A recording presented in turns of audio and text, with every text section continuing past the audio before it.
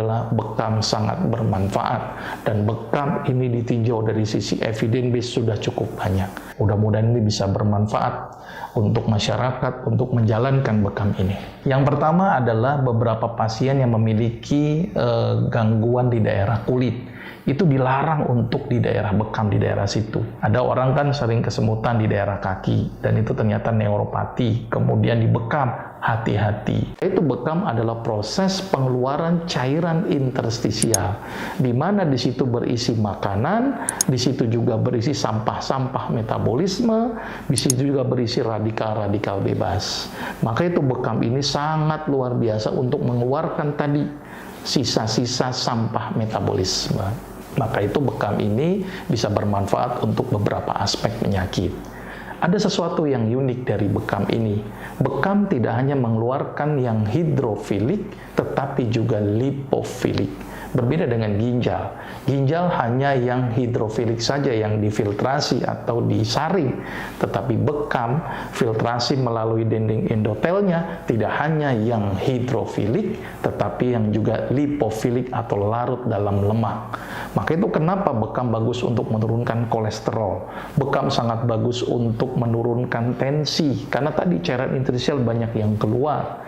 Bekam juga bagus untuk menurunkan asam urat. Bahkan ketika bekam, nah ini yang cukup unik, terjadi respon inflamasi.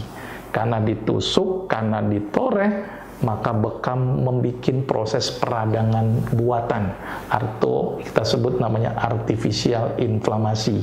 Jadi peradangan yang dibuat. Karena dibikin radang, maka menyebabkan respon imun menjadi berespon. Makrofag jadi aktif, monosit keluar, sel mas mengeluarkan histamin, dan mengeluarkan sitokin karena dibikin peradangan lokal. Maka itu bekam sangat bagus untuk meningkatkan respon imun.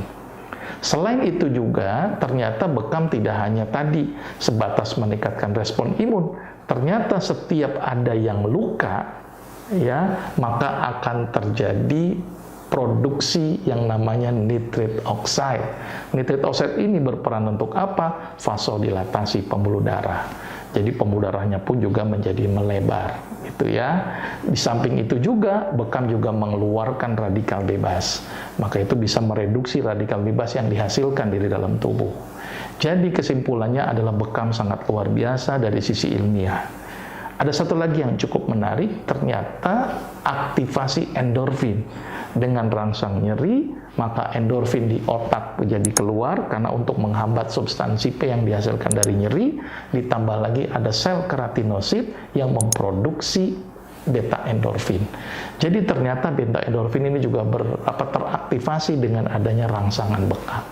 Nah, ini gambaran sedikit bagaimana mekanisme bekam, ya, secara ilmiah. Jadi terjadi penumpukan cairan interstisial kemudian dibuang, sampah-sampah metabolisme juga dibuang, terus kemudian respon inflamasi jadi meningkat, aktivasi nitric oxide, dan keluarnya radikal-radikal bebas.